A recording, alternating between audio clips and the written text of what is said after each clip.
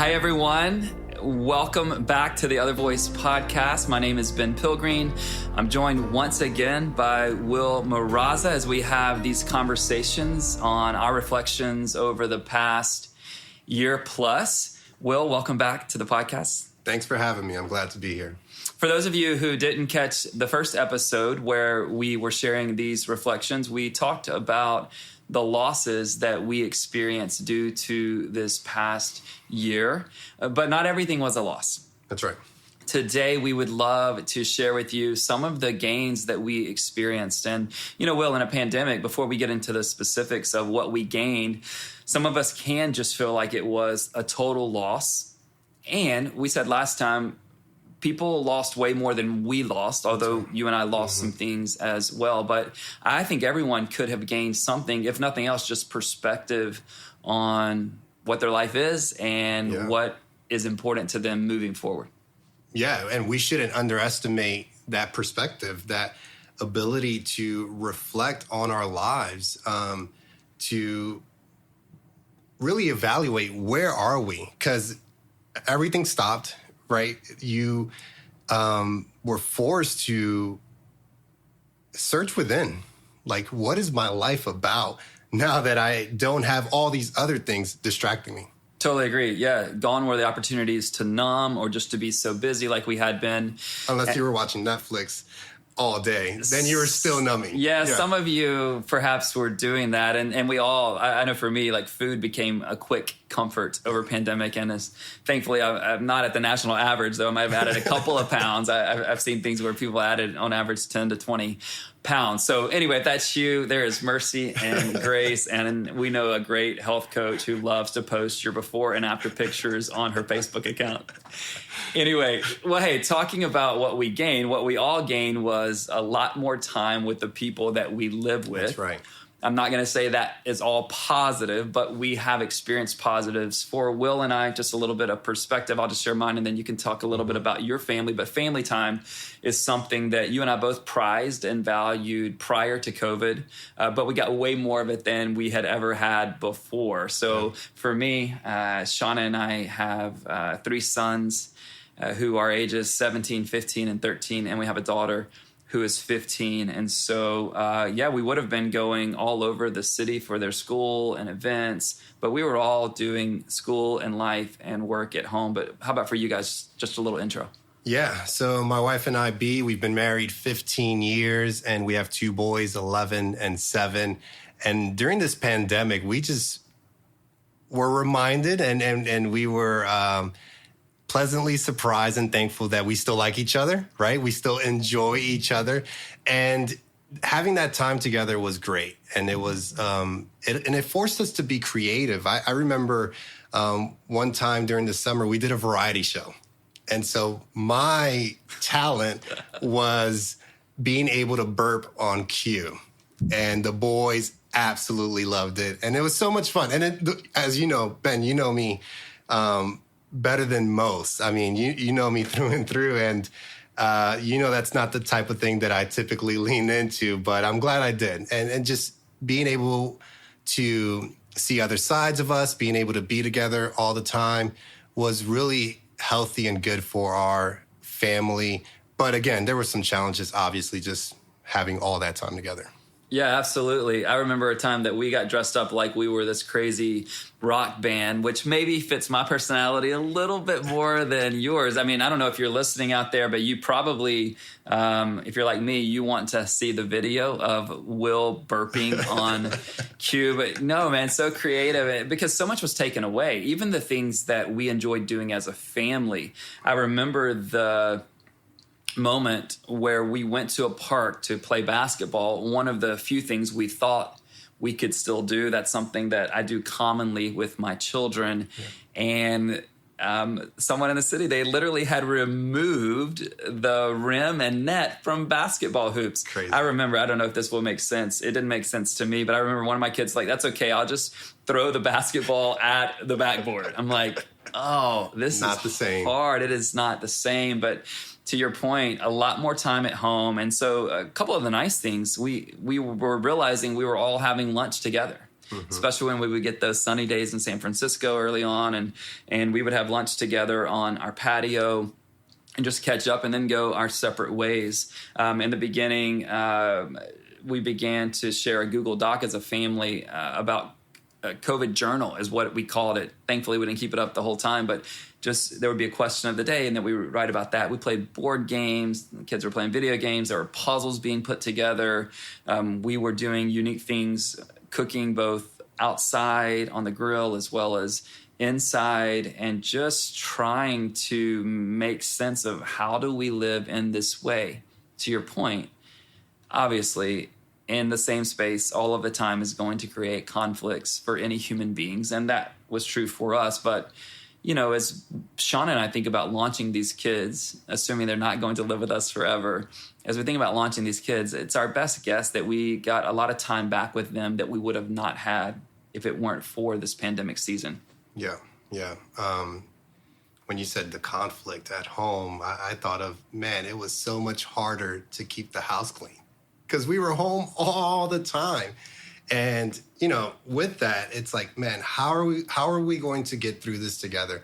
I had to relax a little bit because I constantly want to be picking up. And I'm like, listen, I just can't be on B or the boys or even on myself 24/7. It's just not healthy. It's not going to be good. So we had to learn how to give each other grace. And so. Yeah. And just being gentle with ourselves. Yes. We even relaxed some of our restrictions for the kids that we don't normally allow in a school week. Yeah.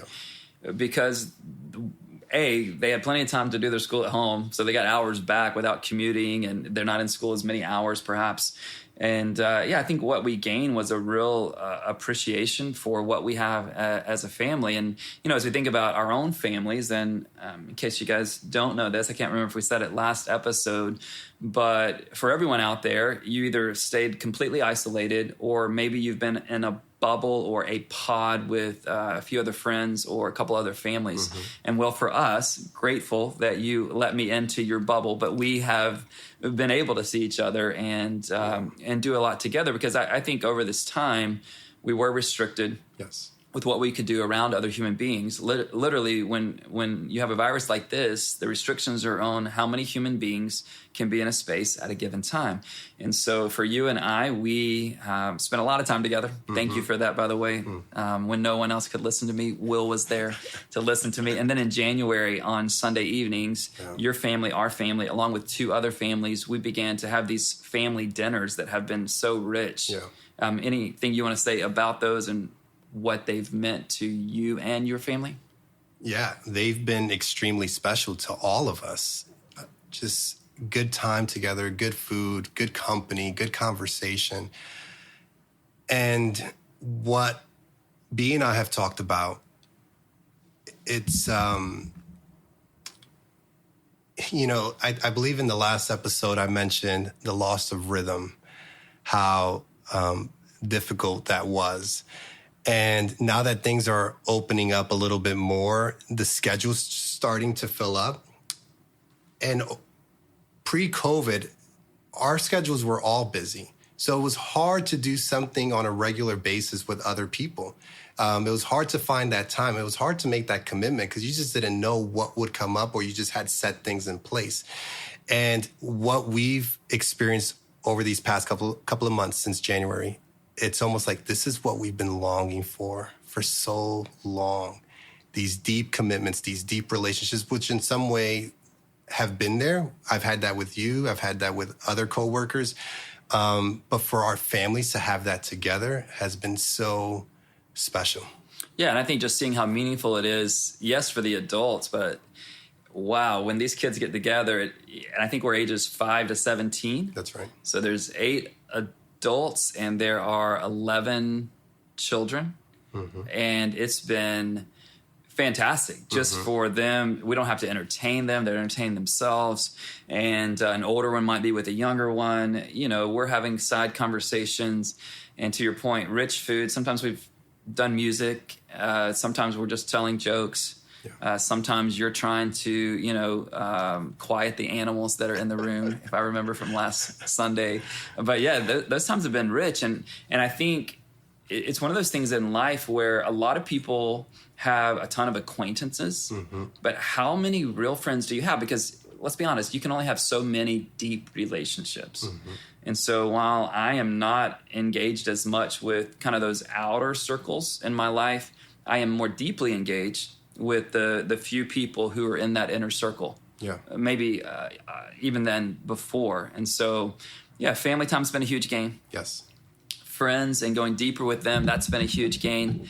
And then obviously, not because we're preachers trying to stay with the F words, but that's right, I just said the word F word. But let's talk about our faith, because I think we want to end here because those things have been rich and sweet, family and friends, but I've learned a lot about my faith. Yeah. And I know you have too. So anything just for starters on the faith topic related to it being a gain for you over this past year?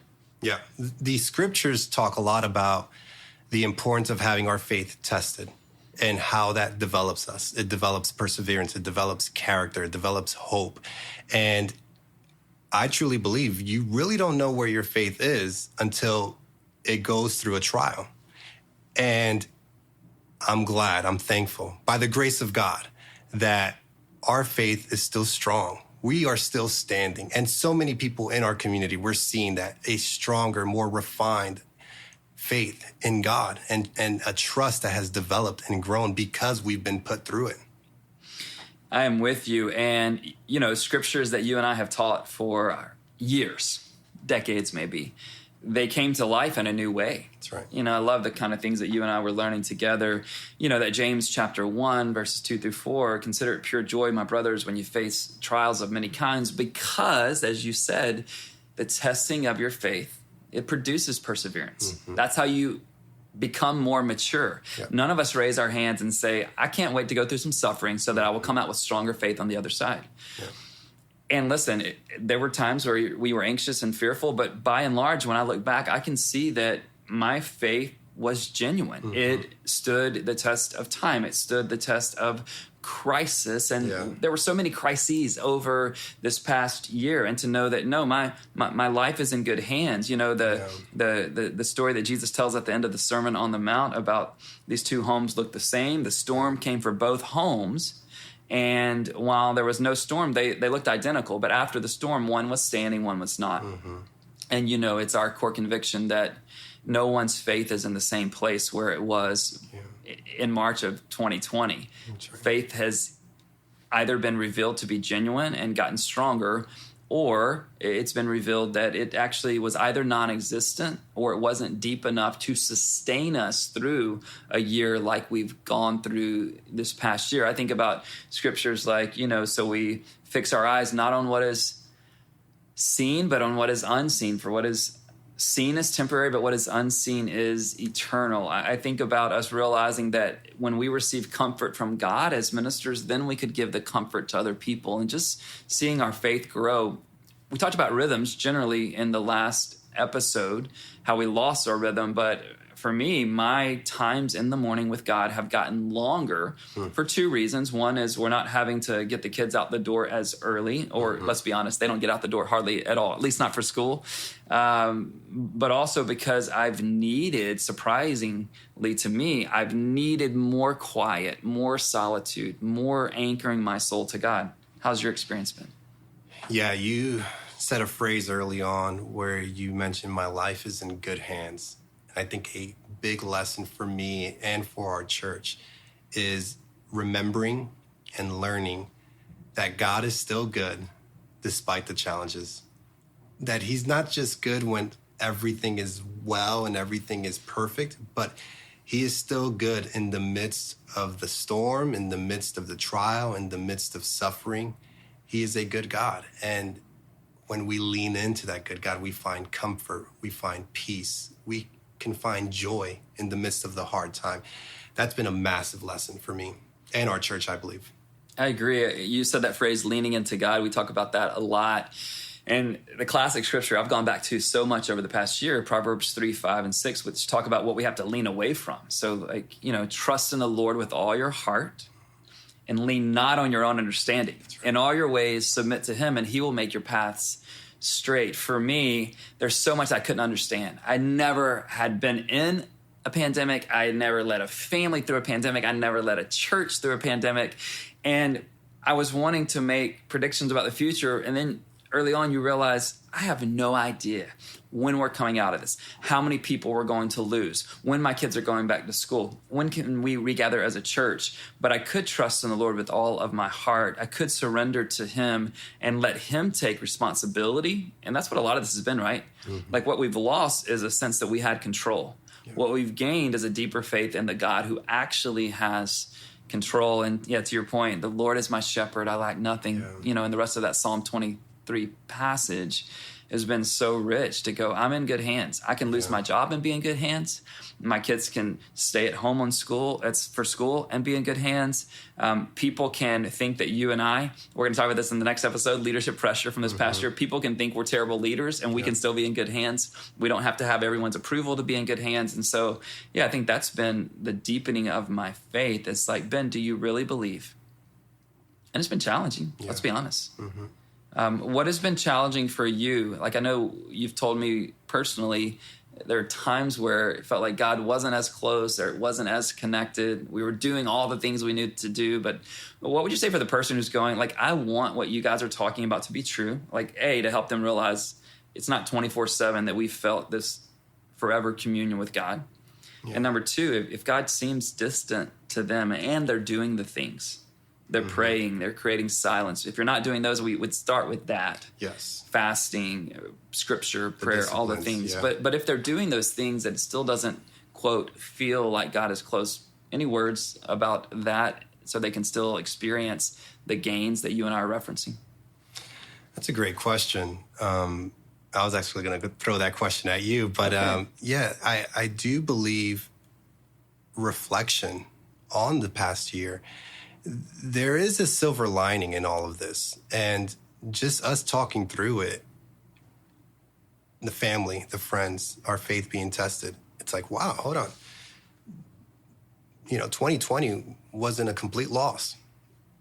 That's huge. Hindsight, right, is 2020. And hindsight can teach us that, I saw God in that moment. It didn't feel that way at the time, but as I look back, I saw how God was present and he walked me through it. And that can be a blessing to our faith and to our souls. One practice I would mention that has helped me and I know has helped so many is gratitude. What if you were to just each day write down at least one thing, maybe three things? It could be small, like, the cup of coffee this morning was so good. If you were just to write that thing down and to give God thanks for that cup of coffee, for your family, for your spouse, for your children, for the job that you have, that could be transformative and can change our outlook. Because sometimes, yes, we can have a negative outlook on life and what's happening with us at a current time, but just to give thanks, like, no, there's some good things, some gains in the midst of this hard and difficult time. Yeah, and the whole reason Will and I are able to have this conversation with one another is because we have processed separately as well as together what's happened in the last year. And so our parting words today is like, take some time to do that. Get a journal out. Write down some things that you have gained. And for some of you, even if all you can write is, I'm still here, let that be seen as a gain, because as we know, throughout our world, so many people are not here. And what we want to invite you to do, just in case you would love to share that with us, like we're sharing our gains with you, you can email either of us or both of us. It's will@epicsf.com or ben@epicsf.com. Let us know. You can do that with your losses. That's a last week's episode. So yeah, hey, here's what I lost if you want to, but also like tell us something that you've gained, some perspective, some sense of what matters most, some new rhythm. And we'd love to celebrate that with you. So we'll continue this conversation as we talk about the kinds of things that we have learned over the past year. Have a great day. Thank you for joining us for this episode of the Other Voice Podcast. If this has been helpful to you, go ahead and subscribe and share this with your friends.